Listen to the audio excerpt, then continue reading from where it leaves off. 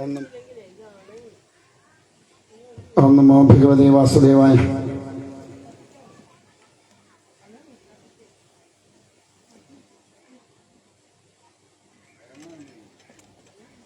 ശ്രീമദ് ഭാഗവത സപ്താഹ ജ്ഞാനയജ്ഞത്തിന്റെ 1-ാം ദിവസം നമ്മള് ചതുർത്ഥ സ്കന്ധത്തില് ദക്ഷയാഗം വരെ പാരായണം ചെയ്ത് സമർപ്പിച്ചു. ഇപ്പൊ ശ്രീമദ് ഭാഗവതം നമ്മള് ഇന്നലെ മഹാത്മ്യത്തിൽ പറഞ്ഞു എന്തിനാണ് കേൾക്കണത്, കേൾക്കല്ല ശരിക്കും എന്തിനാണ് പഠിക്കേണ്ടത് എന്ന് നമ്മൾ ഇന്നലെ മഹാത്മ്യത്തെ സൂചിപ്പിച്ചു. എന്തായാലും ശ്രീമദ് ഭാഗവതം തുടങ്ങുന്നത് സൂതശൗനക സംവാദ രൂപേണയാണ്. ആ സൂതശൗനക സംവാദ രൂപേണ നമ്മുടെ മുൻപിലേക്ക് എത്തിച്ചിട്ടുള്ള ഭാഗവതം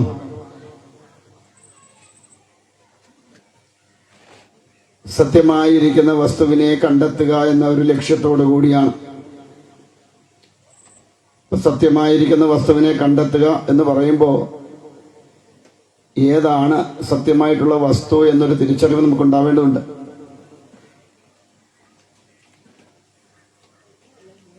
ആ സത്യമായിരിക്കുന്ന വസ്തു അതിനെ തിരിച്ചറിവോടുകൂടി പറഞ്ഞു കൊടുക്കുകയാണ് ശ്രീശുക ബ്രഹ്മർഷി 7-ാം ദിവസം. അതുകൊണ്ട് നമുക്കും 7-ാം ദിവസം അറിയാം എന്താണ് ആ സത്യമായിരിക്കുന്ന വസ്തു, അല്ലെ എന്താണ് സത്യം. അപ്പോ ഇവിടെ ശൗനകാദി മഹർഷിമാര് തുടങ്ങുന്ന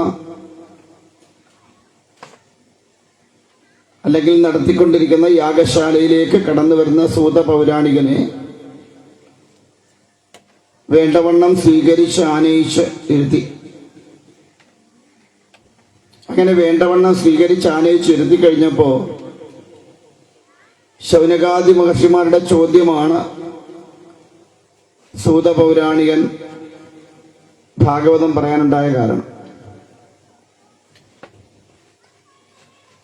അപ്പൊ യാഗശാലയിലേക്ക് കടന്നു വന്ന സൂത പൗരാണികനോട് ചോദിക്കുകയാണ്, പരമമായിരിക്കുന്ന ആനന്ദത്തെ അനുഭവിക്കാൻ എന്താണ് ഉപാധി? നമ്മളൊക്കെ സുഖം അന്വേഷിച്ച് നടക്കുന്നു, നമ്മുടെ ഗുരുക്കന്മാരൊക്കെ പരമമായ ആനന്ദത്തെ അന്വേഷിച്ച് നടക്കുന്നു. ഇതാണ് തമ്മിലുള്ള വ്യത്യാസം. കാരണം പരമമായ ആനന്ദത്തെ അനുഭവിക്കുക എന്ന് പറയുമ്പോൾ പിന്നെ അവിടെ ഒരു താഴ്ചയില്ല. പക്ഷെ സുഖത്തിന്റെ കൂടെ ദുഃഖം ഉണ്ടാവും. സുഖമുണ്ടെങ്കിൽ അതിന്റെ കൂടെ ദുഃഖവും ഉണ്ടാവും. ദുഃഖം നാം അനുഭവിക്കേണ്ടി വരും. പക്ഷെ ആനന്ദം എന്ന് പറയുന്ന അവസ്ഥയിലേക്ക് കടന്നു കഴിഞ്ഞാൽ പിന്നെ അവിടെ വേറൊന്നും അനുഭവിക്കാനില്ല. കാരണം ആ ആനന്ദത്തിൽ മുഴുകി കഴിഞ്ഞാൽ പിന്നെ അവിടെ വേറൊന്നിനെ കുറിച്ചുമുള്ള ചിന്ത നമുക്ക് ഉണ്ടാവില്ല. അപ്പൊ പരമമായിരിക്കുന്ന ഒരു ആനന്ദത്തെ അനുഭവിക്കലാണ് പരമമായ ലക്ഷ്യം. അതിനെയാണ് നമ്മൾ മോക്ഷം എന്നൊക്കെ പറയുക. മോഹത്തിൽ നിന്നുള്ള വിടുതൽ, അല്ലെ മോഹം ഇല്ലാതെ ഇരിക്കുന്ന അവസ്ഥ, മോഹത്തിന് ക്ഷയം വരിക, ഇങ്ങനെയുള്ള അവസ്ഥയിലേക്ക് എത്തിക്കഴിയുമ്പോഴാണ് നമുക്കവിടെ ആനന്ദത്തെ അനുഭവിക്കാൻ പറ്റുക. ഇപ്പൊ നമുക്കെല്ലാം ഓരോന്നിനോടും പിടിയുള്ളത് കൊണ്ട്, അല്ലെ ബന്ധനങ്ങളുള്ളതായിട്ട് മാറിയതുകൊണ്ട് നമുക്ക് ആനന്ദത്തെ അനുഭവിക്കാൻ സാധിക്കണില്ല. സുഖദുഃഖാദികളെയാണ് നാം അനുഭവിക്കുന്നത്. അപ്പൊ പരമമായ ആനന്ദത്തെ ലഭിക്കാൻ എന്താണ് ഉപാധി? കാരണം അതിന് പറയുന്നു, ഞങ്ങൾ പല യാഗങ്ങളും ചെയ്തു. എന്തിനാ? സ്വർഗം കിട്ടാനെന്ന. സ്വർഗം കിട്ടാൻ വേണ്ടി പല പല യാഗങ്ങൾ ചെയ്തിട്ടും അതിലൊന്നും യാതൊരു വിധമായ തൃപ്തിയും നമുക്കുണ്ടായിട്ടില്ല. പൂർണ്ണമായൊരു തൃപ്തി എന്ന് പറയാൻ നമുക്കില്ല. അപ്പൊ ആ ഒരു പൂർണ്ണതയിലേക്ക് എത്തുന്നത് എങ്ങനെയാണ്? ആ പൂർണ്ണതയിലേക്ക് എത്തണമെങ്കിൽ എന്തറിഞ്ഞാലാണ് ആ പൂർണ്ണതയിലേക്ക് എത്തുക? അപ്പോഴാണ് പറയണത് ഭാഗവതം പഠിച്ചാൽ മതി എന്നാണ്. നമ്മളൊക്കെ ഭാഗവതം കേൾക്കുന്നവര് നമ്മളോട് പറയുന്നത് ഭാഗവതം കേൾക്കല്ല വേണ്ട, പഠിക്കണം. ഭാഗവതം പഠിച്ചാല് പരമമായ ആനന്ദത്തെ അനുഭവിക്കാനുള്ള വഴി തെളിഞ്ഞു കിട്ടും. അപ്പോ ഇവിടെ പരമമായ ആനന്ദത്തെ അനുഭവിക്കാൻ ഭാഗവതത്തെ പഠിച്ചാൽ മതി എന്നാണ്. അപ്പോഴാണ് ചോദിക്കുന്നത്, ഈ ഭാഗവതം എഴുതിയത് ആരാണ്, എന്താണ് എഴുതാനുണ്ടായ കാരണം, ഇതാരാണ് പഠിച്ചത്, ആരെയാണ് കേൾപ്പിച്ചത് എന്നൊക്കെ ചോദിക്കുക അവിടെ. അപ്പോഴതിനെല്ലാം ഉത്തരമായിട്ട് പറഞ്ഞു കൊടുക്കുന്നു. ഭാഗവതം എഴുതിയത് ശ്രീ വേദവ്യാസ മഹർഷിയാണ്. എഴുതാനുണ്ടായ കാരണം, 17 പുരാണങ്ങൾ എഴുതിയിട്ടും വേദത്തെ 4ആയിട്ട് വ്യസിച്ചിട്ടും അദ്ദേഹത്തിന് എന്തുണ്ടായില്ല? തൃപ്തി ഉണ്ടായില്ല എന്നാണ്. എവിടെ? മനസ്സിന്. അപ്പൊ തൃപ്തി ഉണ്ടാവേണ്ടത് എവിടാ? മനസ്സിലാണ്.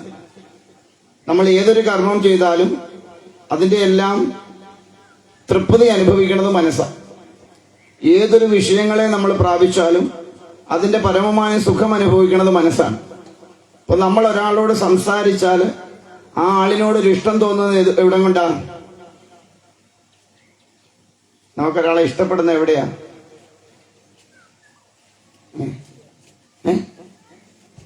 മനസ്സിലല്ലേ? എന്റെ മനസ്സിന് പിടിച്ചു. ഒരാളെ ഇഷ്ടപ്പെടുന്നത് മനസ്സുകൊണ്ടല്ലേ ഇഷ്ടപ്പെടണേ? അല്ല ആരെങ്കിലും കണ്ടിട്ട് എന്റെ കണ്ണുകൊണ്ട് ഇഷ്ടപ്പെട്ടു എന്ന് ആരെങ്കിലും പറയുമോ? ഇല്ല. മനസ്സുകൊണ്ടാണ് ഇഷ്ടപ്പെടുന്നത് നമ്മളൊരാളെ, അല്ലേ? നമ്മളൊരാളെ സ്നേഹിക്കണതും മനസ്സുകൊണ്ടാ, നമ്മളൊരാളെ വെറുക്കണതും മനസ്സുകൊണ്ടാ. ഇനിയും നമ്മൾ ആഹാരം കഴിച്ചാലും അതിന്റെ തൃപ്തി അനുഭവിക്കുന്ന ആരാ?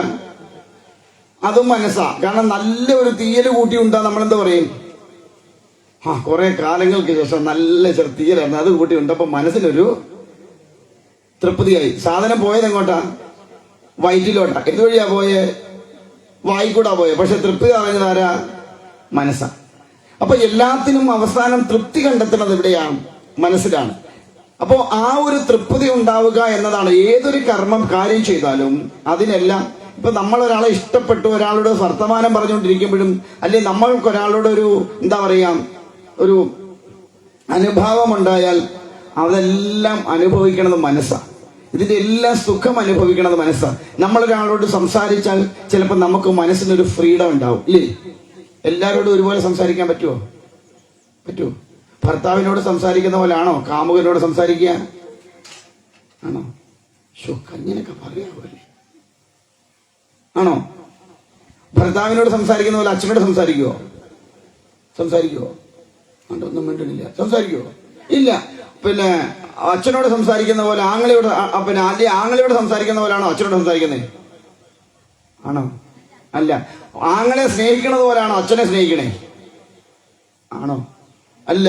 അച്ഛനെ സ്നേഹിക്കുന്നത് പോലെയാണോ ഭർത്താവിനെ സ്നേഹിക്കണേ? അല്ല. ഒരേ മനസ്സുകൊണ്ടാണ് ഇതൊക്കെ ചെയ്യുന്നതെങ്കിലും തലമനുസരിച്ചിട്ട് വ്യത്യാസം ഉണ്ടാവും. അപ്പോ പക്ഷേ ഇതിന്റെ എല്ലാം അച്ഛനോട് ചേർന്ന് നിൽക്കുമ്പോഴും അനുഭവിക്കുന്നത് സുഖം മനസ്സാണ്.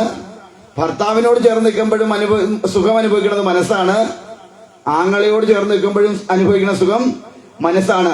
ഇതെല്ലാം മനസ്സ് അനുഭവിക്കുക. ഇതെല്ലാം മനസ്സിന്റെ തൃപ്തിക്ക് വേണ്ടിയിട്ടാണ് നമ്മൾ എന്തും അനുഭവിക്കണം, അല്ലെ എന്ത് ചെയ്താലും അതെല്ലാം മനസ്സിന്റെ തൃപ്തിക്ക് വേണ്ടിയിട്ടാണ്. ഇന്ന് വരെ ആരും ഇന്ദ്രിയ തൃപ്തിക്ക് വേണ്ടിയിട്ടൊന്നും ചെയ്തിട്ടില്ല. ഉണ്ടോ? ആഹാരം കഴിക്കുന്നുണ്ടെ ആ ടേസ്റ്റിന്റെ അത് ഇച്ചിരി നേരത്തേക്കേ ഉള്ളൂ നാവില്, ഇല്ലേ? ആണോ അല്ലയോ? കുറെ കഴിയുമ്പോൾ നമ്മൾ നാവിൽ നിന്ന് അതിന്റെ എരിവും പുളിയും ഉപ്പും എല്ലാം പോവും. പക്ഷെ കുറെ കാലത്തൊക്കെ എവിടെ നിൽക്കും അതിന്റെ ഒരു സുഖം? മനസ്സിൽ നിൽക്കും, ഇല്ലേ? ഞങ്ങൾക്കൊക്കെ ഒരുപാട് ഓർമ്മകൾ തന്നിട്ടുള്ള ഭക്ഷണങ്ങളുണ്ട്. ഇടക്കൊച്ചി എന്ന് പറയുന്ന ഒരു സ്ഥലമുണ്ട്. അവിടെ ഞങ്ങൾ വർഷങ്ങൾക്ക് മുമ്പാണ് സപ്താഹത്തിന് പോയത്. അവിടെ ഒരു പ്രദീപ് എന്ന് പറയുന്ന ഒരു ചേട്ടനായിരുന്നു ഭക്ഷണം പാചകം. പക്ഷെ ഞങ്ങൾ ഇന്നും ആ ഭക്ഷണം മറക്കില്ല. എന്താ കാരണം എന്നറിയുമോ? ഒരു മുളക് ചാലിച്ച് തന്നാലും 1 കിലോ അരിയുടെ ഓർമ്മ. അത്രയ്ക്ക് ടേസ്റ്റാണ്. അവരെയൊന്നും മറക്കില്ല. എന്താണ്? അത്ര നല്ല ഭക്ഷണം നമുക്ക് ഒരുക്കി തരുന്നവരാ. അത് അപ്പോൾ എന്തുകൊണ്ട് നമ്മുടെ അത് മറക്കാതെ ആ കഴിച്ച ഭക്ഷണത്തിന്റെ ഒരു അംശം ഇപ്പോഴും നമ്മുടെ ആ മനസ്സിൽ ഓർമ്മയായിട്ട് നിൽപ്പുണ്ട്. അതുകൊണ്ടാ അദ്ദേഹം ഇത് കാണുന്നുണ്ടല്ലോ നമുക്കറിഞ്ഞൂടാ. എങ്കിൽ പോലും ഞാൻ പറയുക. അപ്പൊ നമ്മൾ ഓരോന്നും അറിയണതും അനുഭവിക്കണതും എല്ലാം മനസ്സിലാണ്.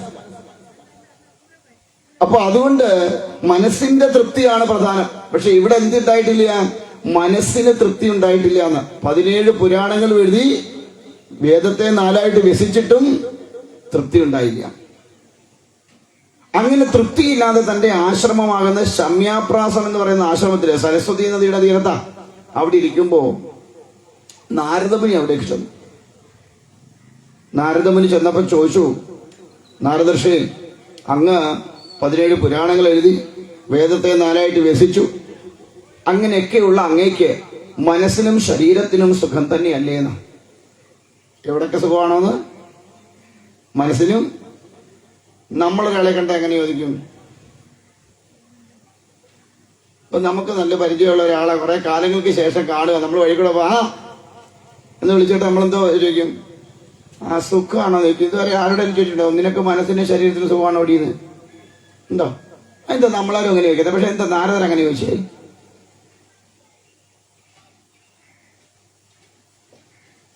ഇനിയിപ്പൊ നാരദരോട് എന്ന് ചോദിക്കണം, നാരദർ എന്താ അങ്ങനെ ചോദിച്ചു? ഞങ്ങളോട് ചോദിച്ചു, ഞങ്ങളെന്റെ ഇവിടെ നിന്ന് പറയാം അല്ലേ? പിന്നല്ല. എന്താ അങ്ങനെ ചോദിക്കാൻ കാരണം?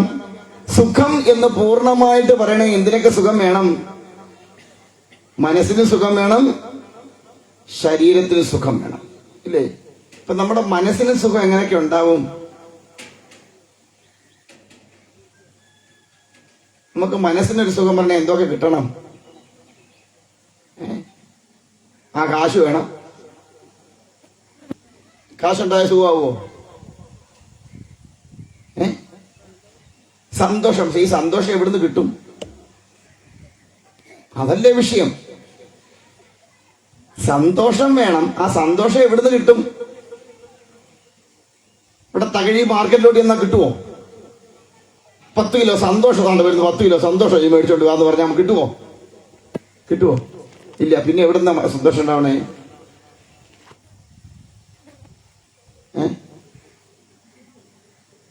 നിങ്ങൾക്ക് എവിടുന്ന് സന്തോഷം കിട്ടുന്നേ? ആ ഒരു സാധനം ഇല്ലാത്ത ഞങ്ങളോട് എവിടുന്ന കിട്ടുന്നതെന്ന് ചോദിച്ചാൽ ഞങ്ങൾ എന്തോ പറയാനല്ലേ? അങ്ങനെ ഒരു സാധനമേ ഞങ്ങൾക്കില്ല. സന്തോഷം കിട്ടണത് മനസ്സിൽ നിന്നാ. കാരണം ഓരോരോ കാര്യങ്ങൾ ചെയ്യുമ്പോഴും അതിൽ കൂടി നാം നേടിയെടുക്കുന്നതാണ് സന്തോഷം, അല്ലേ? ആണോ? ഇപ്പൊ ഇവിടെ വന്ന് കുറച്ചു നേരമാ അവൻ എന്തോ പറയുന്നതെന്നൊന്ന് കേട്ടേക്കാം എന്ന് വിചാരിച്ച് ഇങ്ങോട്ട് പോരാൻ നേരം ഒരു സന്തോഷം, ഇല്ലേ? എന്താ കാരണം? വഴി വെച്ചൊരു കൂട്ടുകാരിയും കൂടെ കിട്ടി. അപ്പോൾ ഒറ്റയ്ക്ക് പോകണമെന്ന് വിചാരിച്ചിരുന്നു, സന്തോഷത്തെ, ഇല്ലേ? അപ്പൊ സന്തോഷം ഉണ്ടാവണത് എവിടുന്ന? പ്രാപഞ്ചികമായിരിക്കുന്ന വിഷയങ്ങളിൽ നിന്ന്. പക്ഷേ ആനന്ദം ഉണ്ടാവണതോ അകത്തു നിന്ന്. അതാ തമ്മിലുള്ള വ്യത്യാസം.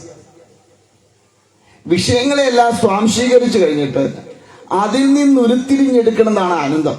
സന്തോഷം കിട്ടുന്നതും ദുഃഖം വരുന്നതും എല്ലാം വിഷയങ്ങളിൽ നിന്നാണ്. അതുകൊണ്ടാണ് മനസ്സിനും ശരീരത്തിന് സുഖമുണ്ടെങ്കിൽ ബാക്കി എല്ലാം ഉണ്ട്. പക്ഷെ ശരീരത്തിന് സുഖമില്ലെങ്കിൽ മനസ്സിന് സുഖമുണ്ടോ? ഇല്ല. ഇനി ശരീരത്തിന് ഒരു കുഴപ്പമില്ല, പക്ഷെ മനസ്സിനൊരു സുഖമില്ലെങ്കിൽ സുഖമാകുമോ? ഇല്ല. അപ്പൊ രണ്ടും ഒത്തു കിട്ടണം. ഇത് രണ്ടും ഒത്തു കിട്ടണേ വലിയ പാടാം. ഇപ്പൊ നമുക്ക് ശരീരത്തിന് സുഖമുണ്ടോ? ഉണ്ടോ? ശരീരത്തിന് സുഖമുണ്ടോ? മിണ്ടുന്നില്ല. ഉണ്ടോ? ഉണ്ടോ? ഇവിടുത്തെ ശരീരത്തിന് നല്ല സുഖം. അതാ കസാരയൊക്കെ ഇരിക്കുന്നത്. താഴെ ഇരിക്കാൻ പറഞ്ഞാലോ എത്ര നേരം ഇരിക്കും? മുട്ടുവയ്യ. അപ്പൊ ശരീരത്തിന് നല്ല സുഖമാ, ഇല്ലേ? മുട്ടുവയ്യ, താഴെ എഴുന്നേക്കാൻ വയ്യ, കാല് മടക്കാൻ വയ്യ, മടക്കിയ പെരുപ്പായി മരപ്പായി, പിന്നെ എഴുന്നേക്കാൻ വയ്യ, ഇല്ലേ? അപ്പൊ ശരീരത്തിന് നല്ല സുഖ. ഇനി മനസ്സിന് സുഖമുണ്ടോ? അത് പരിസരത്ത് കൂടെ പോലും പോയിട്ടില്ല. അപ്പൊ നമുക്ക് എങ്ങനെ നോക്കിയാലും ഒരു സുഖവും പിടികിട്ടുന്നുണ്ടോ? മനസ്സിലാവുന്നുണ്ടോ? അപ്പൊ മനസ്സിനും ശരീരത്തിനും സുഖമല്ലേ എന്നാ ചോദ്യം. എന്താ അങ്ങനെ ചോദിക്കാൻ കാരണം? ഈ 17 പുരാണങ്ങൾ എഴുതി വേദത്തെ 4ആയിട്ട് വ്യസിച്ചപ്പോ എന്തുണ്ടാവേണ്ടതാണ്? മനസ്സിന് സുഖമുണ്ടാവേണ്ടതാണ്. പക്ഷെ എന്നിട്ടും എന്തുണ്ടായില്ല? യാതൊരു വിധമായ സുഖവും ഉണ്ടായില്ല എന്നാണ്. അതുകൊണ്ട് അപ്പൊ പറഞ്ഞു, ഹേ നാരദർശേ, അങ്ങ് പറഞ്ഞതൊക്കെ ശരിയാ, പക്ഷേ എന്റെ മനസ്സിനൊരു സുഖമില്ല. എന്താണ് അതിന് വഴിയെന്ന? ഇപ്പൊ നാരദമുനി പറഞ്ഞു, ഹേ വ്യാസർഷേ, ഈ മനസ്സിനൊരു ആനന്ദമുണ്ടാകണമെങ്കിൽ ആനന്ദമുള്ളവന്റെ അടുത്ത് പോണം. വേണ്ടേ? കാശ് കടം മേടിക്കണം, ആരുടെ അടുത്ത് പോണം? ആ കാശുള്ളവന്റെ അടുത്ത് പോണം, ഇല്ലേ? പണ്ടുള്ളവര് പറയും, ഉണ്ട് നിറഞ്ഞവനോട് ഉരുളയും വാങ്ങണം, കണ്ടു നിറഞ്ഞവനോട് കടവും വാങ്ങണം എന്ന്, ഇല്ലേ? എന്താ കാരണം? ഈ അല്പന്മാരുണ്ട്, അവരെന്ത് ചെയ്യും? കടം കൊടുത്താല് അവര് കടം കൊടുക്കുവോ? കൊടുക്കത്തില്ല.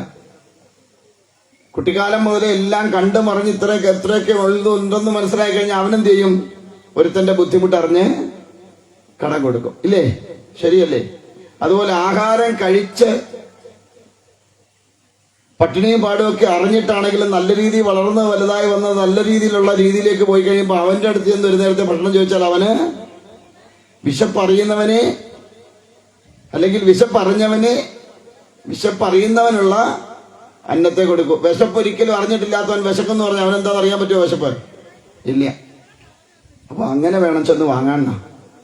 അപ്പൊ എന്നതുപോലെ ആനന്ദമൂർത്തിയായിരിക്കുന്ന ശ്രീകൃഷ്ണ ഭഗവാന്റെ കഥകള് അങ്ങ് ഈ പുരാണങ്ങളിലൊക്കെ അവിടെ ഇവിടെയൊക്കെ ആയിട്ട് ഇങ്ങനെ പറഞ്ഞിട്ടുണ്ട്.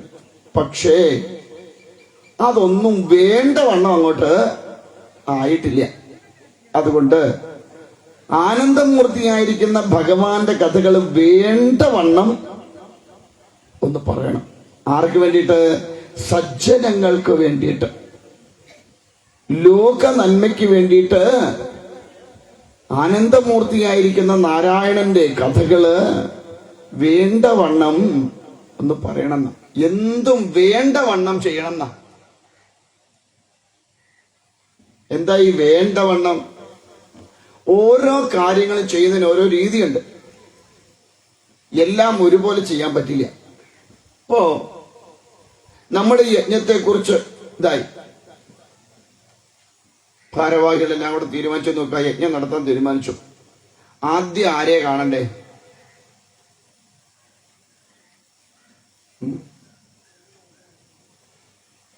ആരെ കാണണം പോയി ആദ്യം?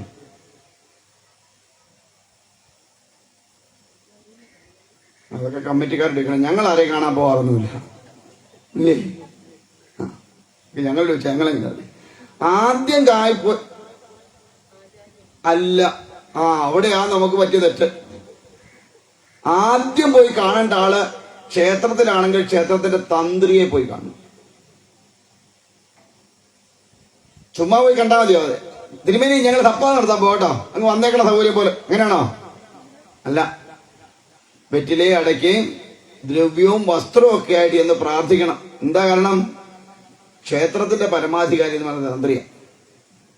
അദ്ദേഹത്തെ ചെന്ന് കണ്ട് അനുവാദവും അനുഗ്രഹവും വാങ്ങണം. ഞങ്ങൾക്ക് ഇങ്ങനൊരു സപ്താഹം നടത്താൻ ആഗ്രഹമുണ്ട്, അതുകൊണ്ട് അവിടുത്തെ പ്രാർത്ഥന ഉണ്ടാവണം, അനുഗ്രഹം ഉണ്ടാവണം. നിങ്ങൾക്ക് സമയം കിട്ടുമോ ഒന്ന് ഭദ്രദീപം തെളിച്ചു തരാൻ? എങ്കിൽ അങ്ങ് തീർച്ചയായിട്ടും വരണം എന്ന് പറഞ്ഞ് അദ്ദേഹത്തിന് വസ്ത്രവും ദക്ഷിണയൊക്കെ കൊടുത്ത അനുഗ്രഹമാണ്. അത് കഴിഞ്ഞ് കാണേണ്ട ആളാരാ? അത് കഴിഞ്ഞ് കാണേണ്ട ആളാണ് മേൽശാന്തി.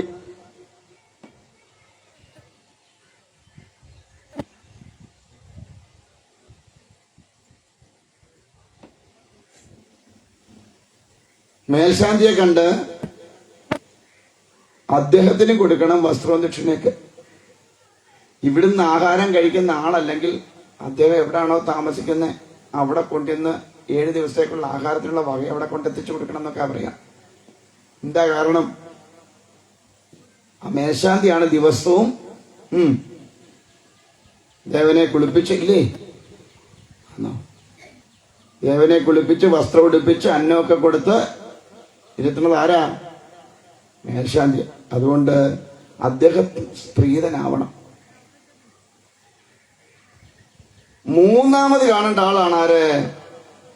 ആചാര്യൻ. എങ്ങനെയാ ചെന്ന് കാണണ്ടേ? ഹലോ ആചാര്യ, ഇത്രാം തീയതി മുതൽ ഇത്രാം തീയതി വരെ ഡേറ്റ് ഉണ്ടോ? ഉണ്ടെങ്കിൽ കുറിച്ചിട്ടു, കഴിഞ്ഞു. അങ്ങനെയാണോ? അല്ല. ഈ ആചാര്യസ്ഥാനത്ത് കൽപ്പിക്കണത് ആരെയാണോ, അല്ലെ മനസ്സിൽ ചിന്തിച്ചത് ആരെയാണോ, അദ്ദേഹത്തെ വിളിച്ച് ഡേറ്റ് ഉണ്ടെന്ന് ചോദിച്ചാൽ ഉണ്ടെന്ന് പറഞ്ഞാല് അദ്ദേഹം എവിടെ ഇരിക്കണോ അവിടെ ചെന്ന് കാണണം. അതിന് ദൂരമോ സമയക്കുറവോ ഒന്നും ഒരു കാരണമല്ല. അവിടെ ചെന്ന് അദ്ദേഹത്തെ കണ്ട് പറഞ്ഞ പോലെ വസ്ത്രവും വെറ്റിലെ അടയ്ക്ക് അതിനകത്തൊരു ദ്രവ്യവും കൂടെ വെച്ച് സങ്കല്പം കൊടുക്കണം അവിടെ. അതിനുശേഷമാണ് പിന്നെ വന്നു കഴിയുമ്പോൾ ഉള്ള ഈ ആചാര്യവരണങ്ങളും കാര്യങ്ങളും ഒക്കെ. നമ്മളിപ്പോ അങ്ങനെയാണ്. ആ ഡേറ്റ് ഉണ്ട്. എത്ര റേറ്റ്?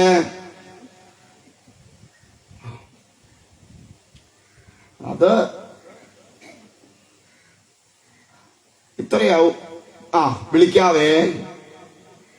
അപ്പോഴേ ഓർത്തോണം, ആ വിളി ഇനി വരത്തില്ല. എന്തിനാ റേറ്റ് ചോദിച്ചേ? ഇതിൽ താത്താരെങ്കിലും ചെയ്യാനുണ്ടോന്ന് അന്വേഷിക്കണം. അതിനാ ഒരാചാര്യനെ വിളിച്ച് ഡേറ്റ് ഉണ്ടോന്ന് ചോദിച്ചാൽ അങ്ങേരെ അല്ലാതെ പിന്നെ ഒരുത്തനെ വിളിക്കരുത്. അങ്ങേർക്ക് ഡേറ്റ് ഉണ്ടെന്ന് പറഞ്ഞാൽ എന്താ കാരണം? ഇതുകൊണ്ടൊക്കെ ഒരുപാട് ദുരിതങ്ങൾ വരും. അതൊക്കെ പിന്നെ അനുഭവിക്കേണ്ടി വരും. ആര്? ക്ഷേത്രത്തിന്റെ ഭാരവാഹികളും അവരുടെ മക്കളും ഒക്കെ ആയിട്ട് ചിലപ്പോ അനുഭവിക്കേണ്ടി വരും. അത് ഏതുവഴിയൊക്കെയാ വന്ന് കയറുന്നതെന്നുള്ളതൊന്നും ഈ 10 പേരെ വിളിച്ച് റേറ്റ് ചോദിച്ചു അവസാനം 11ാമത്തോനെ വിളിക്കും. ഈ 10 എണ്ണം വിചാരിക്കണത് എന്താ? എന്നെ വിളിക്കുമായിരിക്കും, ഡേറ്റ് ഉണ്ടെന്ന് ഞാൻ പറഞ്ഞല്ലോ ഇല്ലേ? അവസാനം 11ാമത്തെ ഒരുത്തനെ സപ്താഹം ചെയ്ത് കേൾക്കുമ്പോൾ ഈ 10 എണ്ണത്തിന്റെ മനസ്സിൽ എന്തോന്നായിരിക്കും? മഹാഭാവികൾ എന്നാലും എന്നെ വിളിച്ചില്ലല്ലോ, ഏറ്റണമെന്ന് വിളിച്ച് ചോദിച്ചാണല്ലോ ഇല്ലേ? അതിലൊരു 5 എണ്ണത്തിന്റെയെങ്കിലും ശാപം മിക്കവാറും ഒക്കെ അങ്ങിയല്ലും. അങ്ങനെ 10 സപ്താഹമായപ്പോ എത്ര എണ്ണത്തിന്റെ ആയി? 50 എണ്ണത്തിന്റെ ആയി. ഇവന് ഗതി കിട്ടുവോ? നമ്മൾ ഓരോന്ന് ചെയ്യുമ്പോ ആലോചിക്കണേ, വെറുതെ വലിച്ചു വാരി കൂട്ടി വെക്കരുതൊന്നും. ഓരോന്നും ചെയ്യണതിന് ഓരോ വിധിയുണ്ട്. അതിനനുസൃതമായിരിക്കണം ഓരോന്ന് ചെയ്യണതും. ഭാഗപ്പിഴകളൊക്കെ ഉണ്ടാവാം, ഇല്ലായിരുന്നില്ല. പക്ഷേ മനസ്സറിഞ്ഞുകൊണ്ട് നമ്മളല്ലെങ്കിൽ അറിഞ്ഞുകൊണ്ട് വേണ്ടാത്ത ഒന്നും ചെയ്തു വെക്കണം.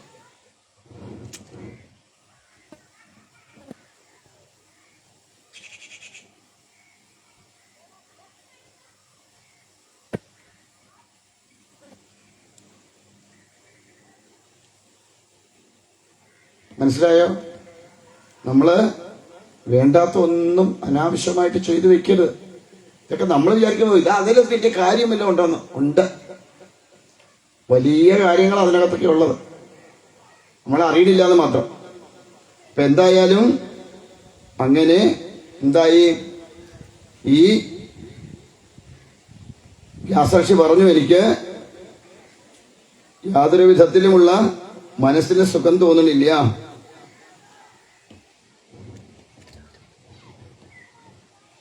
അപ്പോഴാണ് പറയണത് എന്ത്?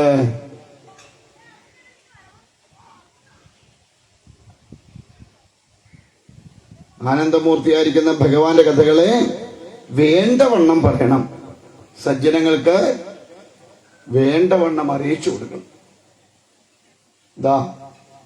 അതിനു വേണ്ടിയിട്ട് 4 ശ്ലോകങ്ങളും ചൊല്ലിക്കൊടുത്തു എന്നാണ്. ആ 4 ശ്ലോകങ്ങളാണ് എന്തായത്?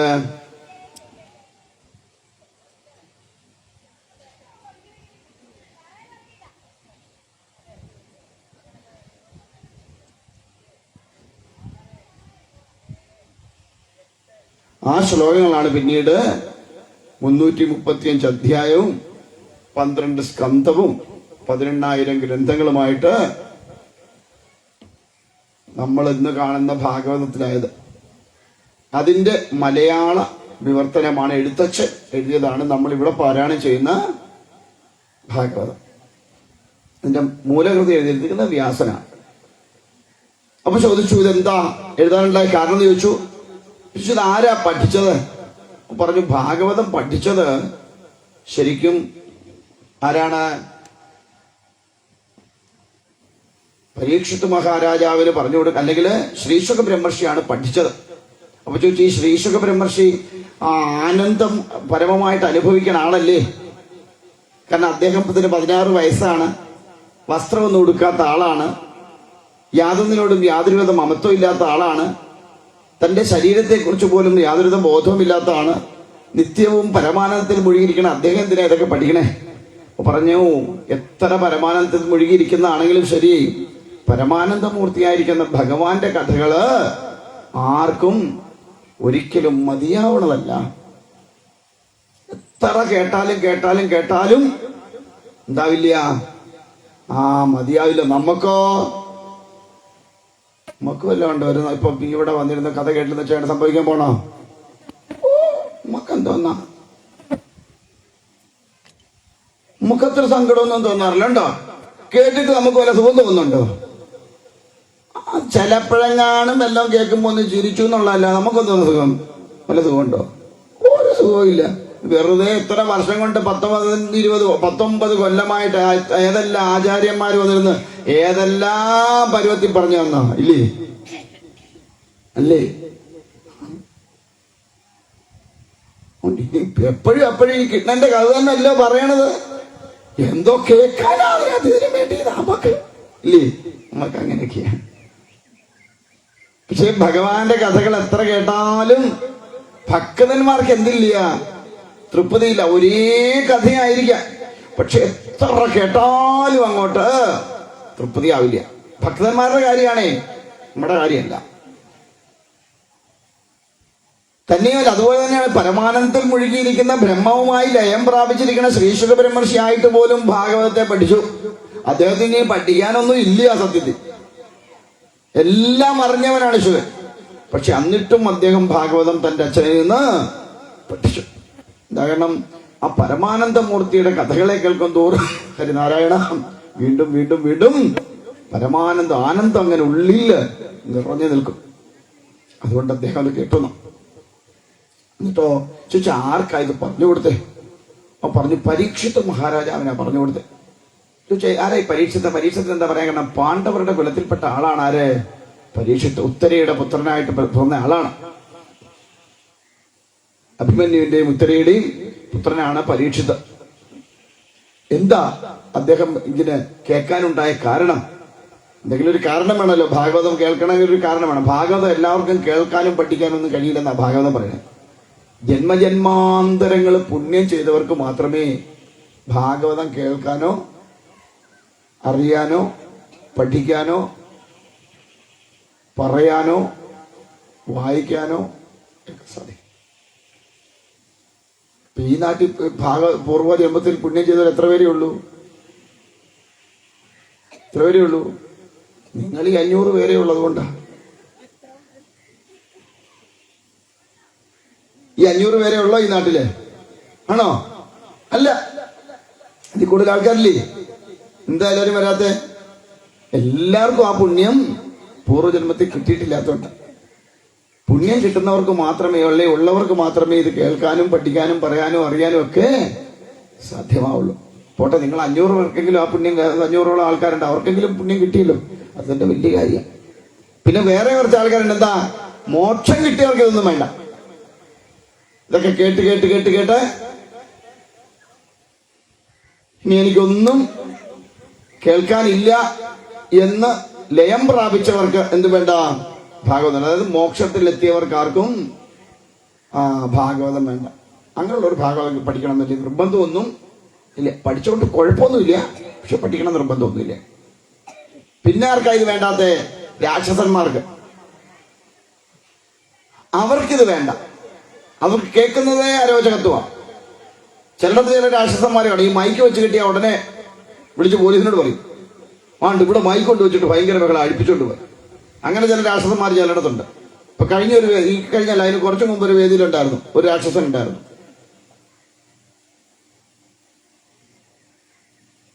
അങ്ങനെ വീടിന്റെ കുറേ ദൂരെ കൊണ്ട് മൈക്ക് കെട്ടിയേക്കുന്നത്. അങ്ങനെ കേൾക്കാൻ പോലും പറ്റുന്നില്ല. എന്നിട്ടും കൊണ്ട് കംപ്ലൈന്റ്, പോലീസിനെ വിളിച്ച് കംപ്ലൈന്റ് കൊടുത്തു, ഇവിടെ മൈക്ക് വെച്ച് കെട്ടിയിരിക്കുക എന്ന് പറഞ്ഞിട്ട്. അവസാനം പോലീസ് തുരുതുരാ വന്നിട്ട് എല്ലാം കുറപ്പിക്കും. അങ്ങനെ ചില രാക്ഷസന്മാര്. കാരണം എന്താ, ഭഗവത് കഥകൾ കേൾക്കുമ്പോൾ അങ്ങ് ഉള്ളിലങ്ങ് കിടന്ന് പെടയില്ല. ആസുരി ഭാവം എല്ലാം അങ്ങോട്ട് ഉള്ളിൽ കിടന്ന് അങ്ങനെ പെടയും. അസുരം പുറത്തു പോകാൻ തയ്യാറാവുന്നില്ല. ഭഗവത് കഥകൾ കേൾക്കുമ്പോൾ അവർക്ക് ഭയങ്കര വിഷമമാണ്. നാമജപം കേൾക്കുക, ഭഗവാന്റെ കഥകൾ കേൾക്കുക, ക്ഷേത്രത്തിൽ പോവുക, അവിടെ ചെന്ന് നമസ്കരിക്കുക, ഇതൊക്കെ അസുരന്മാർക്ക് ഭയങ്കര ദേഷ്യമുള്ള കാര്യമാണ്. അവർക്കതൊന്നും പറ്റത്തില്ല. കാരണം അവർക്ക് എപ്പോഴും ഇങ്ങനെ ഈ ആസുരി ഭാവം ഉള്ളിൽ നിറഞ്ഞിരിക്കുന്ന കാരണം ഭഗവാന്റെ കഥകളോ ഭഗവതിയുടെ കഥകളോ ഒന്നും കേൾക്കാൻ നമുക്ക് താല്പര്യമില്ല.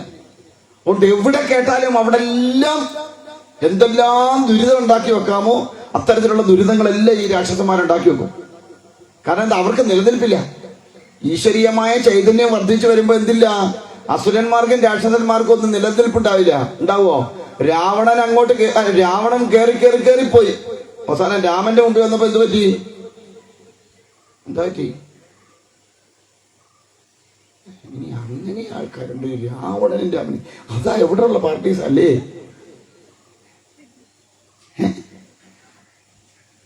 രാവണനെ രാമൻ കൊന്നില്ലേ? കൊന്നായിരുന്നോ?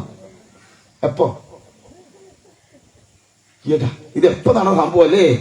അങ്ങനെ ഒരു സംഭവം നടന്നിട്ടുണ്ട്. അപ്പോ എന്താ കാരണം, രാമന്റെ ചൈതന്യം, ദേവചൈതന്യം വർദ്ധിച്ച് വന്നപ്പോ രാക്ഷസീയ ചൈതന്യം അല്ലെ ആസുരീ ഭാവം ഇല്ലാതെ. അപ്പൊ നമ്മുടെ ഉള്ളിൽ നിന്ന് ഈ ആസുരീ ഭാവങ്ങളെല്ലാം കളയാൻ എന്ത് ചെയ്താൽ മതി?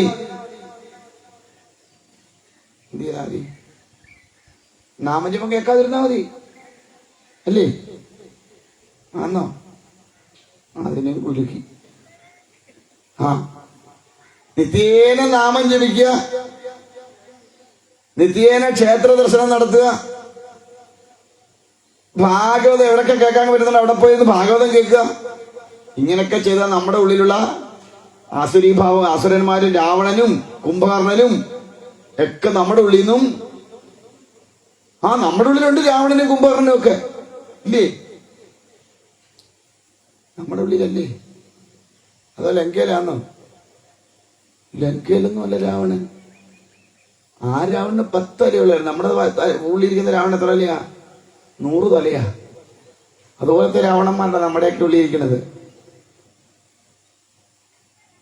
നമുക്ക് തോന്നി ഇതൊക്കെ പുറത്തതല്ല, ഇതെല്ലാം അകത്ത. നമ്മുടെ ഉള്ളിലാ ഇവരെല്ലാം കളിക്കുന്നത് നമ്മുടെ ഉള്ളിൽ കിടന്നുണ്ടാ. രാമന് നമ്മുടെ ഉള്ളിലുണ്ട്, രാവണൻ നമ്മളിൽ. ആരെ വേണമെന്ന് വെച്ചാൽ നമുക്ക് സ്വീകരിക്കാം. രാമനെ സ്വീകരിക്കണമെങ്കിൽ രാമനെ സ്വീകരിക്കാം, രാവണനെ സ്വീകരിക്കണമെങ്കിൽ രാവണനെ സ്വീകരിക്കാം. നമ്മുടെ സ്വഭാവം അനുസരിച്ച് മാറിക്കൊണ്ടിരിക്കും. രാവണനെയാണ് നമ്മൾ സ്വീകരിക്കണമെങ്കിൽ നമ്മുടെ സ്വഭാവം ആരുടെ സ്വഭാവവും? രാവണന്റെ സ്വഭാവവും. രാമനെയാണ് സ്വീകരിക്കണമെങ്കിൽ നമ്മുടെ ഉള്ളിൽ ആരുടെ സ്വഭാവം വരും? രാമന്റെ സ്വഭാവം വരും. അതാ വ്യത്യാസം. ഇപ്പൊ നമ്മൾ ആരെയാ സ്വീകരിച്ചേക്കുന്നത് ശരിക്കും? രാമനെയാണോ രാവണനെയാണോ? രാവണനെ. രാമനെ കുറച്ചെങ്കിലും സ്വീകരിച്ചോണ്ടാ ഇവിടെ വന്നിരിക്കണേ, അല്ലേ? ഇരിക്കത്തില്ല. രാവണൻ ഇരിക്കാൻ സമ്മതിക്കൂല. അപ്പൊ അതുകൊണ്ട് ആ ഉള്ളിലുള്ള ആസുരീ ഭാവങ്ങളൊക്കെ പോണം. അതിനുവേണ്ടിയാണ് നിരന്തരമായ ഈശ്വര ഭജനവും നാമജപവും ക്ഷേത്ര ദർശനവും വഴിപാട് നടത്തുന്നതെല്ലാം നമ്മുടെ ഉള്ളിലുള്ള ഈ ഭാവം മാറാൻ വേണ്ടിയിട്ടാണ്. അപ്പൊ അങ്ങനെ പരീക്ഷിത് മഹാരാജാവിന് ഇത് കേൾക്കാനിടയായി. ചോദിച്ചു, എന്താണ് അതിന് കാരണം എന്ന് ചോദിച്ചു. അപ്പൊ പറഞ്ഞു, അദ്ദേഹത്തിന് ഒരു ശാപം ഉണ്ടായി അത്രേ. എന്താ ശാപം? 7-ാം നാൾ തക്ഷകൻ കടിച്ചു മരിക്കാൻ ഇടയാവട്ടെ എന്നൊരു ശാപം. നമുക്കെങ്ങനെ ശാപം വല്ലതും കിട്ടിയിട്ടുണ്ടോ? ഇല്ല. നല്ല കാര്യം. അപ്പോ 7-ാം നാൾ തക്ഷകൻ കടിച്ചു മരിക്കാൻ ഇടയാവട്ടെ എന്നൊരു ശാപം കിട്ടിയെന്നാ. അതെന്തായി ശാപം കിട്ടാൻ കാരണം? അദ്ദേഹം ചക്രവർത്തിയായിരുന്നു. ഒരു ഭരണാധികാരി എപ്പോഴും പ്രജകളുടെ സന്തോഷത്തിന് വേണ്ടി വേണം ഭരണം നടത്താൻ, ഭരണാധികാരിയുടെ സന്തോഷത്തിനല്ല. അതുകൊണ്ട് പരീക്ഷിത് മഹാരാജാവിന് പ്രജകളോട് അത്യധികമായ സ്നേഹമായിരുന്നു. ധർമ്മം വെച്ച് പുലർത്തിക്കൊണ്ട് ഭരിച്ച ആളാ ആരെ? പരീക്ഷിത്. ധർമ്മത്തിൽ നിന്ന് വിട്ടു പോകുന്ന ആളല്ലായിരുന്നു. അതുകൊണ്ട് തന്നെ അദ്ദേഹത്തിനോട് പ്രജകൾക്കൊക്കെ വലിയ സ്നേഹ. അങ്ങനെയുള്ള പരീക്ഷിത് മഹാരാജാവ് ഒരിക്കല് നായാട്ടിനായിട്ട് പോയി. ഈ രാജാക്കന്മാര് കാട്ടിപ്പോയി നാട്ടിൽ വന്നു ചേർന്ന ക്രൂര മൃഗങ്ങളൊക്കെ ഉണ്ട്, അതിനെയൊക്കെ കൊല്ലാനായിട്ട് പോകും. കാരണം ഈ പ്രജകളുടെ സന്തോഷത്തിന് വേണ്ടിയിട്ട്. അപ്പൊ അങ്ങനെ നായാട്ടിനായിട്ട് പോയപ്പോ ഇടയ്ക്ക് എപ്പോഴയോ ഒന്ന് വഴിതെറ്റിപ്പോയത്രേ. ആ വഴിതെറ്റിപ്പോയപ്പോ അദ്ദേഹം അങ്ങനെ ചെന്ന് ഒരാശ്രമത്തിൽ ചെന്നു. അവിടെ ചെന്നപ്പോ ഒരു സന്യാസി ഇങ്ങനെ കണ്ണുമൊക്കെ അടച്ചിരിക്കണം. ഈ പരീക്ഷിത് മഹാരാജന് അത്യധികമായ ദാഹമുണ്ടായിരുന്നു. ചോദിച്ചു, ഇവിടെ ആരെങ്കിലും ഉണ്ടോ ഇച്ചിരി വെള്ളം തരാൻ? ഇദ്ദേഹം ഇത് കേട്ട പാവം പോലും വെച്ചില്ല. ആര്? ഈ സന്യാസി. ദേഷ്യം വന്നു പരീക്ഷത്തിന്. ചക്രവർത്തിയായ താൻ ഇവിടെ വന്നിച്ചിട്ട് വെള്ളം ചോദിച്ചിട്ട് ഇവിടെ വെള്ളം തരാൻ ഒരുത്തരും ഇല്ലേ? ഇവൻ കള്ള സന്യാസിയാ, ഇവനെ അങ്ങനെ വിട്ടാൽ ശരിയാവില്ല, ഇവനും യഥാർത്ഥത്തിലുള്ളവനൊന്നും അല്ല എന്നൊക്കെ തോന്നി. എന്നിട്ട് എന്ത് ചെയ്തു? തനിക്ക് വെള്ളം തരാത്ത ദേഷ്യത്തിന് ചത്ത പാമ്പിനെ എടുത്ത് എന്ത് ചെയ്തു? ഈ സന്യാസിയുടെ കഴുത്തിലോട്ടിട്ടു. നമ്മളൊക്കെ എങ്ങനെയാ? ഒരു ചാട്ടത്തിന് നമ്മൾ വേണ്ടാത്തൊക്കെ ചെയ്തു വെക്കും. അതിന്റെ ദുരന്ത ഫലം വരുമ്പോഴാണ് നമ്മള് അന്നേരം അങ്ങനെ അബദ്ധം പറ്റിപ്പോയതാ അല്ലേ? നമ്മൾ ഈ ദേഷ്യമൊക്കെ വരുമ്പോ ചിലരെ അന്നേരം കയറി അവിടെ പട്ട ചീത്ത വിളിക്കും ഇല്ലേ? ശരിയല്ലേ? വിളിക്കത്തില്ലേ? കുറെ കഴിയുമ്പോ അതിന്റെ സത്യാവസ്ഥയും കാര്യങ്ങളൊക്കെ അറിയുമ്പോ നമ്മളെന്താ പറയും? ദൈവമേ, അറിയാതെ പറഞ്ഞും പോയാലും ഇനിയിപ്പോ എന്തോ ചെയ്യാന്? അതുകൊണ്ട് ഏത് കാര്യം അറിഞ്ഞാലും ഏത് കാര്യം കേട്ടാലും അതിന്റെ നിജസ്ഥിതി എന്താണെന്ന് അറിഞ്ഞിട്ടേ നമ്മൾ ആരോടും എന്തിനും അതിനെക്കുറിച്ച് ചർച്ച ചെയ്യാം. അല്ല, എന്താ കുഴപ്പം? നമുക്ക് അബദ്ധം പറ്റും. നമ്മളെ തമ്മിൽ തല്ലിക്കാൻ ഇഷ്ടം പോലെ ആൾക്കാർ കാണും ഇല്ലേ? ഉണ്ടാവില്ലേ? ഇപ്പൊ രണ്ടുപേര് ഇഷ്ടത്തിലിരിക്കുന്ന കണ്ടാൽ അവരെ തമ്മിൽ തല്ലിക്കാൻ ആൾ കാണും ഇല്ലേ? രണ്ട് ശത്രുക്കളുണ്ടെങ്കിലും അവരെ തമ്മിൽ തല്ലിക്കാനും ആള് കാണും. എന്താ കാരണം? രണ്ടിടത്തുനിന്ന് സുഖം ആർക്കാ? ഇടയ്ക്ക് നിൽക്കുന്നവനാ ഇല്ലേ? ഇല്ലേ? അപ്പൊ നിങ്ങൾ എന്റെ ശത്രുവാണെങ്കിൽ നമ്മൾ തമ്മിൽ വഴക്കുണ്ടാക്കുന്നത് കണ്ടോണ്ടിരിക്കാൻ വേറെ ആൾക്കാർ ചിലപ്പോ ഉണ്ടാവും. അവർക്ക് എന്താ ലാഭം എന്ന് ചോദിച്ചാൽ മനസ്സിന്റെ ഒരു സുഖം ഇല്ലേ? രണ്ടുപേരെ തമ്മിൽ തല്ലിക്കുമ്പോ ഇല്ലേ? രണ്ട് ചെന്നായ്ക്കളെ തമ്മിൽ കൂട്ടിയിടിപ്പിച്ചപ്പോ ആർക്കാ സുഖം കിട്ടിയേ? അല്ല സോറി, രണ്ട് ആടുകളെ തമ്മിൽ കൂട്ടിയിടിച്ചപ്പോ ആർക്കാ സുഖം കിട്ടിയേ? നിങ്ങൾ ഈ കഥയൊന്നും കേട്ടിട്ടില്ലയോ? കുറുക്കന് ചെന്നായിക്ക് എന്ത് കിട്ടി? ചോര കിട്ടാൻ വേണ്ടി, സുഖം കിട്ടാൻ വേണ്ടിട്ട് രണ്ട് ആടുകളെ തമ്മിൽ കൂട്ടിയിടിച്ചു. ഈ ചെന്നായ്ക്കളെ എങ്ങനാ രണ്ട് ആടുകളെ തമ്മിൽ കൂട്ടിയിടിപ്പിച്ചിട്ട് ചോര കുടിക്കാന്ന് കയറി. പക്ഷെ ഒരു ദിവസം എന്ത് പറ്റി? രണ്ടും കൂടെ ഒരു താങ്ങ് കൊടുത്തപ്പോഴാ ചെന്നായിക്ക് മനസ്സിലായി ഈ പണി അത്ര നല്ല സുഖമല്ല. അതുകൊണ്ട് തമ്മിൽ തല്ലിപ്പിക്കാൻ നോക്കുന്നവര്, ശത്രുക്കളെ തമ്മിലായാലും മിത്രങ്ങളെ തമ്മിലായാലും തമ്മിൽ തല്ലിപ്പിക്കാൻ നോക്കുന്നവര് സൂക്ഷിച്ചോണം. എപ്പോഴെങ്കിലും തിരിച്ചൊരു പണി ചിലപ്പോ കിട്ടും. ഇപ്പോഴത്തെ സുഖമൊക്കെ അന്നേരം അങ്ങ് അങ്ങനുണ്ട് ഇല്ലേ? അതൊക്കെ ഓർത്തോണം നമ്മള്. അപ്പൊ ഇവിടെ തന്നെ ചക്രവർത്തിയായിട്ടും തന്നോട് കാണിക്കാത്ത ഒരു മര്യാദയില്ലാതെ പെരുമാറി, താൻ ദാഹിച്ചു വന്നിട്ട് തനിക്കൊരു തള്ളി വെള്ളം പോലും തരാതെ ഇവൻ കണ്ണുടച്ചിരിക്കാൻ സന്യാസിയാണത്രേ. ഇവനെ അങ്ങനെ വിട്ടാൽ ശരിയാവില്ല എന്ന് തോന്നി. താൻ ചക്രവർത്തിയല്ലേ, തന്റെ ഇതിലല്ലേ ഇങ്ങനെ ജീവിക്കണേ ഇവിടെ. അപ്പൊ തന്നെ വരുമ്പോ തന്നെ മാനിക്കണ്ടേ എന്നൊക്കെ ആലോചിച്ചിട്ട് തന്നോട് ഇത്രയാ ഒരു പ്രവൃത്തി ചെയ്ത് ഇവനെ വിട്ടാൽ ശരിയാണെന്ന് വെച്ചാൽ അവിടെ ഒരു ചത്ത പാമ്പിനെ എടുത്തിട്ട് കഴുതിലിട്ടുള്ളൂ. ഇദ്ദേഹത്തൊന്നും അറിഞ്ഞില്ല. കാരണം എന്താ? അദ്ദേഹം പരമമായിരിക്കുന്ന ഈശ്വരനില് പരബ്രഹ്മ തന്റെ ഉള്ളിലുള്ള സ്വരൂപത്തിൽ ലയിച്ചങ്ങനെ ആ സമാധി എന്ന് പറയുന്ന അവസ്ഥയിരിക്കാം. എന്താ സമാധി എന്ന് പറഞ്ഞാൽ? ധീ സമമാകുക, ബുദ്ധി അടങ്ങുക. ബുദ്ധി സമമാകുന്നതാണ് സമാധി എന്ന് പറയുന്നത്. നമ്മുടെയൊക്കെ ബുദ്ധി അടങ്ങിയിട്ടുണ്ടോ? ഉണ്ടോ? മനസ്സടങ്ങിയിട്ടുണ്ടോ? ഇന്ദ്രിയം അടങ്ങിയിട്ടുണ്ടോ? നമ്മുടെ ഒന്നും അടങ്ങിയിട്ടില്ല. അതുകൊണ്ട് നമ്മളിങ്ങനെ പാഞ്ഞ് നടക്കുക അല്ലേ? കാശിന്റെ പുറകെ, അന്നത്തിന്റെ പുറകെ, വസ്ത്രത്തിന്റെ പുറകെ, മറ്റുള്ള ഭൗതിക സുഖങ്ങളുടെ പിന്നാലെ, ഇല്ലേ? ആണോ അല്ലയോ? കാശുണ്ടാക്കാൻ എന്തെല്ലാം വഴികളാണ് നമ്മൾ കണ്ടെത്തുന്നേ, അല്ലേ? എങ്ങനെല്ലാം കാശുണ്ടാക്കാൻ പറ്റുമോ നമ്മൾ ആ വിധത്തിലെല്ലാം.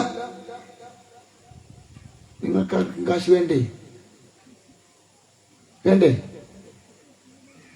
ജോലി ചെയ്യാൻ പോകുന്ന എന്തിനാ? കാശുണ്ടാക്കാനല്ലേ? ആണോ? അപ്പൊ നമുക്ക് ഏതെല്ലാം വിധത്തിൽ കൂടി, നമുക്കൊക്കെ എന്താ കുറെ ഒരു ഗുണം, നമ്മൾ ആരെയും എന്നാ എന്റെ വിശ്വാസം, പറ്റിച്ചും ചൂഷണം ചെയ്തു എന്നും ആരുടെയും 10 പൈസ നമ്മള് ആയിരിക്കും. നമ്മൾ കഷ്ടപ്പെട്ടിട്ടാണ് നമ്മൾ 10 പൈസ മേടിച്ചോണ്ട് പോണേ, ഇല്ലേ? രാവിലെ കിളയ്ക്കാൻ വെച്ചാൽ രാവിലെ 9 മണിയാകുമ്പോൾ തൂമ്പായും കൊണ്ട് അങ്ങനെ 4 കൊത്ത് കുത്തിച്ച് അവിടെ മാറി 12 മണി വരെ കുത്തി ഇരുന്നിട്ട് 12 മണി ആകുമ്പോൾ കയ്യും കഴുകി ചോറോട് കഴിഞ്ഞ് വൈകുന്നേരം 4 മണിയാകുമ്പോൾ 4 കുത്ത് കുത്തിച്ച് കാശ് പഠിച്ചിട്ട് പോവോ? അങ്ങനെയാണോ നിങ്ങളൊക്കെ? അല്ല, നമ്മൾ രാവിലെ 9 മണി ചെന്നാ ചിലപ്പോ 10 മിനിറ്റ് മാറി ക്ഷീണം കാണാൻ ഇരിക്കുമായിരിക്കും. എന്നാലും നമ്മൾ 100 രൂപ മേടിച്ചാൽ ഒരു 60 രൂപയുടെ പണിയെങ്കിലും നമ്മള് ചെയ്യില്ലേ? അപ്പൊ 40 രൂപ പറ്റിച്ച് മേടിച്ചോണ്ട് പോകല്ലേ നമ്മൾ ചെയ്യുന്നേ? 100 രൂപ മേടിക്കുമ്പോ 60 രൂപയുടെ പണിയാ 40 രൂപ പറ്റിച്ചതല്ലേ? അല്ലേ? പോട്ടെ, എന്നാലും അത്രയും നമ്മൾ ചെയ്തിട്ടാണല്ലോ എന്ന് പറയാം, ഇല്ലേ? ചിലരങ്ങനല്ല, ഒന്നും ചെയ്യാതെ എന്ത് ചെയ്യും? ഒരു പണിയും ചെയ്യാതെ നമ്മള് ചിലര് കാശ് മേടിക്കും, ഇല്ലേ? മറ്റൊരാളെ കൊണ്ട് പണിയിപ്പിച്ചിട്ട് നമ്മള് കാശ് മേടിക്കും. അതാ ചൂഷണം എന്ന് പറയുന്നത്. ആരെയും പറ്റിച്ച് പറഞ്ഞു പറ്റിക്കുക, അങ്ങനെയൊന്നും ധനം സമ്പാദിക്കാൻ പാടില്ല. അതൊക്കെ അധർമ്മമാണ്. അപ്പൊ അതുകൊണ്ട് എന്താണ് ഇവിടെ ഈ ബുദ്ധിയെല്ലാം അടങ്ങിയത് കൊണ്ട് അദ്ദേഹം ഇതൊന്നും അറിഞ്ഞില്ല. തന്റെ ദേഹത്ത് ചത്ത പാമ്പിനെ ഇട്ടതോ ഒന്നും അറിഞ്ഞില്ല അദ്ദേഹം അങ്ങനെ ഇരുന്നു. അദ്ദേഹത്തിന്റെ പുത്രൻ അറിഞ്ഞു. ഈ ഋഷിയുടെ പേരാണ് ശമീകൻ. അദ്ദേഹത്തിന്റെ പുത്രൻ അറിഞ്ഞു. അദ്ദേഹത്തിന്റെ പുത്രന്റെ പേരാണ് ശൃംഗി എന്ന് പറയും. അദ്ദേഹം ഇതറിഞ്ഞു. അദ്ദേഹം അവിടെ നിന്നുകൊണ്ട് ശമിച്ചു. ഇത് തന്റെ പിതാവിനോട് ഈ ക്രൂരകൃത്യം ചെയ്തവന് ഇന്നെ 7-ാം നാൾ തക്ഷകൻ കടിച്ചു മരിക്കാൻ ഇടയാവട്ടെ എന്നൊരു ശാപം കൊടുത്തു. എന്നിട്ട് ഓടി വന്നു. അവിടെ കളിക്കായിരുന്നു കുട്ടികളോടൊപ്പം. ഓടി വന്ന് തന്റെ പിതാവിന്റെ കഴുത്തിൽ കിടന്ന പാമ്പിനെയൊക്കെ എടുത്ത് ഉരുട്ടി വന്നു. എന്നിട്ട് അവിടെ നിന്ന് കരഞ്ഞു. അപ്പോഴാണ് അദ്ദേഹം സമാധിയിൽ നിന്ന് ഉണരണത്. എന്താ മക്കളെ കരയണേ? മോൻ എന്തിനാ കരയണെന്ന് ചോദിച്ചു. പറഞ്ഞതാ, അച്ഛന്റെ കഴുത്തിൽ ഇങ്ങനെ ഒരു ചത്ത പാമ്പിനെ എടുത്തിട്ടു, ഞാൻ അവന്റെ അങ്ങനെ ഒരു ശാപവും കൊടുത്തിട്ടുണ്ട്. എന്ത്? ഇന്നെ 7-ാം നാൾ തക്ഷകൻ കടിച്ചു മരിക്കാൻ ഇടയാവട്ടെ എന്നൊരു ശാപവും കൊടുത്തിട്ടുണ്ടെന്നു. നമ്മളാണ് എന്താ പറഞ്ഞേ? അപ്പൊ നമ്മളാടാണ് ഒരുത്തനൊരു ഇതുപോലെ കാണിച്ചത്. നമ്മുടെ മോൻ ചെന്നിട്ട് ഒരു തല്ലും കൊടുത്തിട്ട് ഇങ്ങോട്ട് വന്നു എന്ന് വിചാരിക്കാം. നമ്മളാണ് എന്തോ പറയും? അവനൊന്നു കൊടുത്താൽ പോരായിരുന്നു, അല്ലേ? ആണോ അല്ലേ? പറയില്ലേ? ഓറപ്പടാ അവനെ അല്ലേ? പക്ഷെ ഇവിടെ ഇദ്ദേഹം പറയണു, നമുക്ക് ആരോടെങ്കിലും ശത്രുത തോന്നുകയോ അല്ലെ ആരെങ്കിലും ശപിക്കണമെന്ന് തോന്നുകയോ ആരോടെങ്കിലും ക്രൂരമായ വാക്കുകൾ പറയണമെന്ന് തോന്നുകയോ ആരോടെങ്കിലും ദേഷ്യപ്പെടുകയോ ഒക്കെ ചെയ്യുന്നുണ്ടെങ്കിൽ അതിനർത്ഥം നമുക്ക് എന്തില്ല? ഈശ്വരാധീനമില്ല. ഈശ്വരന്റെ അനുഗ്രഹം കൂടെ ഇല്ലാത്തവർക്കാണ് മറ്റൊരാളെ ചീത്ത വിളിക്കണം തോന്നുന്നതും ചീത്ത വിളിക്കണതും, ഒരാളെ തല്ലണമെന്ന് തോന്നുന്നതും തല്ലുന്നതും, ഒരാളോട് എന്താ പറയാ വിദ്വേഷഭാവം വെച്ച് പുലർത്തുന്നതും ഒക്കെ അവരുടെ കുഴപ്പം കൊണ്ടല്ല, നമുക്ക് ഈശ്വരാധീനമില്ലാത്തത് കൊണ്ടാണ്. അപ്പൊ നമ്മളൊരാളെ ചീത്ത വിളിക്കണം എന്ന് തോന്നുമ്പോൾ ഓർത്തോണം നമുക്ക് എന്തോന്നില്ലെന്ന്? ഈശ്വരാധീനമില്ല. അപ്പൊ നമുക്കിനി ഈശ്വരാധീനം ഉണ്ടാവാൻ എന്തോ ചെയ്യണം?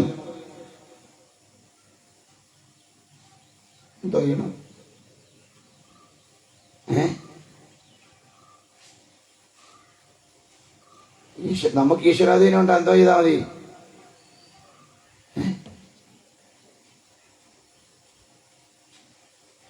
ഈശ്വരന് ദീനം ഉണ്ടാവുമോ നമുക്ക് ദീനം ഉണ്ടാവുമോ എന്തായാലും നമുക്ക് കുഴപ്പമൊന്നുമില്ല, അല്ലേ?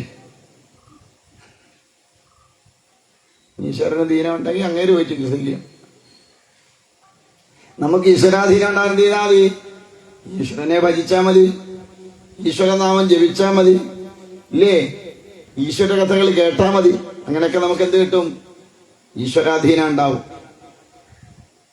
അപ്പൊ അതുകൊണ്ട് ഓർത്തോളുക, നമുക്കൊരാളെ ദ്രോഹിക്കണം തോന്നി. ഇപ്പൊ നമുക്ക് അങ്ങനെ ചിലർ തോന്നല്ലേ, തോന്നില്ലേ?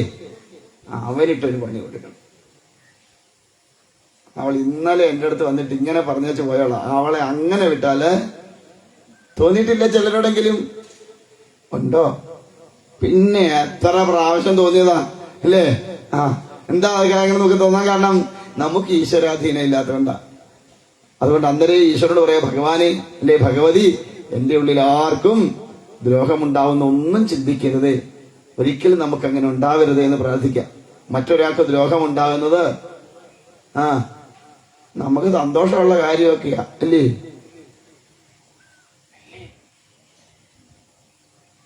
അല്ലേ? ഉണ്ടോ? ഒരിക്കലും ഒരുവൻ ഉണ്ടാകുന്ന അധപ്പതനം കണ്ട് ആനന്ദിക്കരുത്.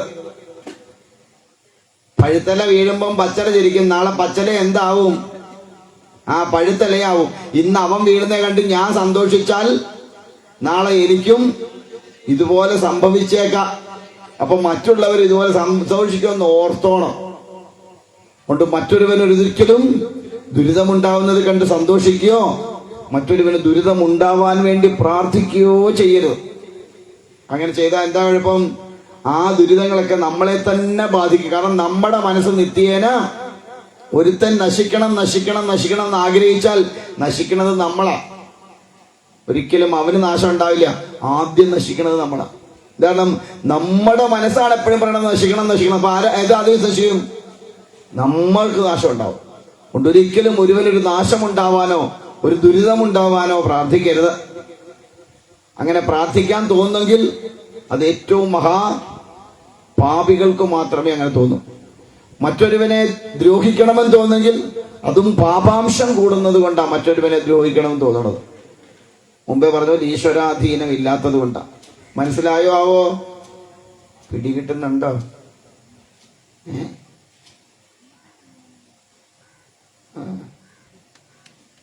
ഞാൻ പറയണത് വല്ലതും പിടികിട്ടുന്നുണ്ടോ? അതോ ഇനി തൃക്കൊടിത്താനത്തെയും തകഴിയിലെയും ഭാഷയ്ക്ക് വല്ല വ്യത്യാസമുണ്ടോ? മനസ്സിലാവാതെ വരാൻ ഉണ്ടോ? മനസ്സിലായോണ്ട് വല്ല കാര്യമുണ്ടോ? ഉണ്ടോ? എത്ര നേരത്തേക്ക് ഇത് നമ്മുടെ മനസ്സിൽ നിൽക്കും?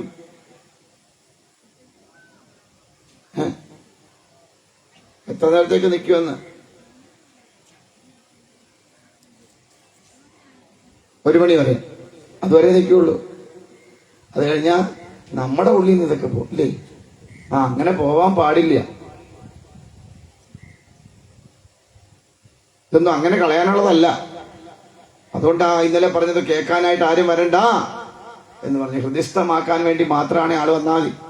ഭാഗവത ഹൃദയസ്ഥമാക്കാനുള്ളതാ, അത് ജീവിതത്തിലേക്ക് പകർത്താനുള്ളതാ. അത് പകർത്തിക്കൊണ്ട് ജീവിതത്തെ ധന്യമാക്കാനുള്ളതല്ല, കേട്ടുകളയാനുള്ളതല്ല, കേൾക്കാനുള്ളതല്ല ഭാഗവതം. അതുകൊണ്ട് ആ ഭാഗവതി പറഞ്ഞ രസികന്മാരായിട്ടുള്ളവരെന്ത് വേണം? നിരന്തരം ഇത് കേട്ടോണ്ടിരിക്കും. രസമുള്ളവൻ, ഇത് കേൾക്കുമ്പോ ആനന്ദം കൊള്ളുന്നവന്, ഇതിന് കേൾക്കാൻ താല്പര്യമുള്ളവര് മാത്രമേ ഇത് കേൾക്കാൻ പോകാവുന്ന. അല്ലാത്തവര് പോയിരുന്ന എന്താ കുഴപ്പം? ചില കഴിയും പാടുന്നുണ്ട്,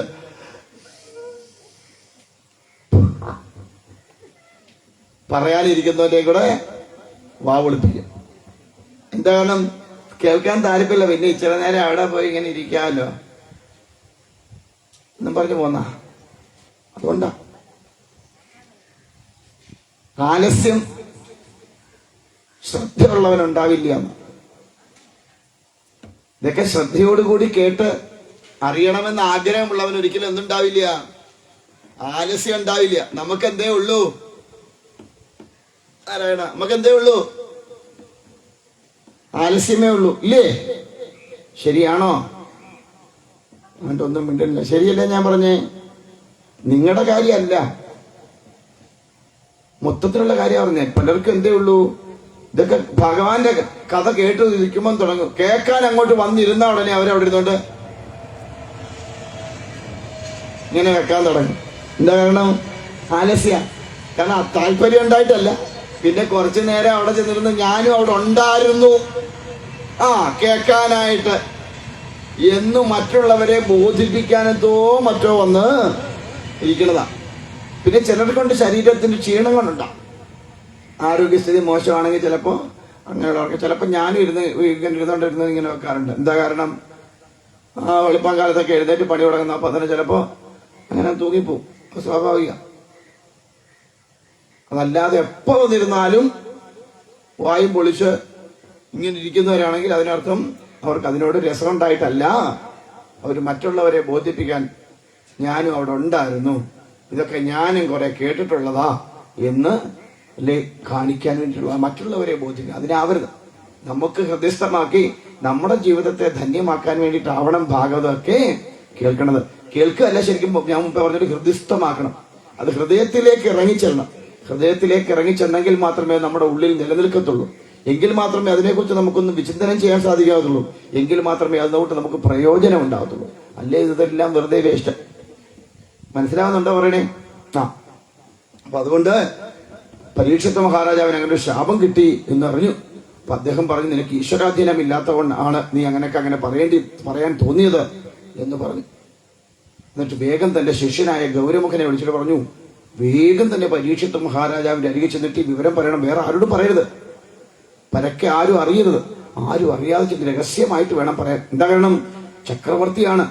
അദ്ദേഹത്തിന് ഇങ്ങനെ ആപത്ത് വന്നിരിക്കണമെന്ന് പറഞ്ഞാൽ രാജ്യം നടുങ്ങും, പ്രജകളൊക്കെ ഭയങ്കര ദുഃഖത്തിലാണ്ടുപോകും. തന്നെയല്ല ചക്രവർത്തിയുടെ കാര്യമാണ് പറയണത്.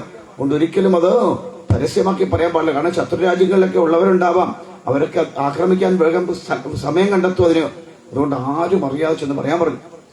അങ്ങനെ ഗൗരമുഖൻ എന്ന് പറയുന്ന ശിഷ്യൻ ചെന്നിട്ട് പരീക്ഷിത്ത് മഹാരാജാവിനോട് ചെന്ന് പറഞ്ഞു, നിങ്ങൾക്ക് ഇങ്ങനെ ഒരു ശാപമുണ്ട്. 7-ാം ദിവസം അങ്ങ് തക്ഷകൻ കടിച്ചു മരിക്കുന്ന അങ്ങേക്കൊരു ശാപമുണ്ട്. ശമീകപുത്രനായ ശൃംഗി അങ്ങേ ശപിച്ചിട്ടുണ്ട്. അതുകൊണ്ട് അതിനുവേണ്ടി ഉപാധികൾ ചെയ്യണം. കേട്ടതുമല്ല, അദ്ദേഹത്തിന് ഭയങ്കര സന്തോഷമായി. മരണം 7-ാം നാൾ ഉണ്ടാവും പറഞ്ഞപ്പോ ഭയങ്കര സന്തോഷം. ആർക്ക്? പരീക്ഷത്തിന്. നമുക്കോ? നമ്മളിപ്പോഴെങ്ങും പോകത്തില്ലെന്ന് പറഞ്ഞിരിക്കുക അല്ലേ? നമ്മളിവിടെ കാണാൻ മരിക്കുമെന്ന് തോന്നുന്നുണ്ടോ?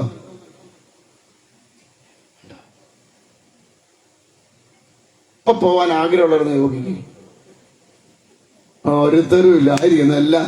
അങ്ങനൊന്നും ഞാൻ പോകുന്നില്ലെന്ന് ഇപ്പൊ. പിന്നല്ല. പരീക്ഷത്ത് മഹാരാജാവിന് ഭയങ്കര സന്തോഷം. എന്താ കാരണം? നമ്മുടെയൊക്കെ ഡേറ്റ് ഓഫ് ബർത്തേ നമുക്കറിയത്തുള്ളൂ അല്ലേ? ഡേറ്റ് ഓഫ് ഡെത്ത് അറിയാമോ നമുക്ക്? ഇല്ല, അത് ഫോട്ടോയോ വല്ലവരും എഴുതി വെക്കും അല്ലേ? അപ്പൊ അതുകൊണ്ട് ആ ഡേറ്റ് ഓഫ് ഡെത്ത് നേരത്തെ അറിഞ്ഞ ആളാണ് ആര്? പരീക്ഷിത്ത് മഹാരാജാവ്. അതുകൊണ്ട് എന്ത് ചെയ്തു? തനിക്ക് ചെയ്യേണ്ടതായ കാര്യങ്ങളൊക്കെ ഈ 7 ദിവസത്തിനകം ചെയ്തു തീർക്കാമല്ലോ എന്ന് ആലോചിച്ച് സന്തോഷിച്ചു. 7 ദിവസം ആയുസുണ്ട്, മാത്രമേ തനിക്ക് ആയുസുള്ളൂ എന്നറിഞ്ഞ നിമിഷം തന്നെ സർവസ്വം ഉപേക്ഷിച്ച് അദ്ദേഹം നേരെ ഗംഗാതീരത്തേക്ക് പോയി. നമ്മളൊക്കെയാണ് എന്തോ ഇതന്നെയും ആ ഒരു 7 ദിവസം അർമാദിക്കാൻ പറ്റിയ ദിവസം 7 ദിവസം അല്ലേ? എന്തായാലും 7 ദിവസം തീർത്ത് കാട്ടിപ്പച്ചു കലക്കിയിട്ട് തന്നെ ബാക്കി കാര്യമൊന്നും പറഞ്ഞ് നമ്മൾ തകർത്ത് വാരിയനെ 7 ദിവസം. പക്ഷെ പരീക്ഷത്ത് എന്ത് ചെയ്തു? എല്ലാം ഉപേക്ഷിച്ച് ഗാതീരത്തേക്ക് പോയി. എന്താ കാരണം?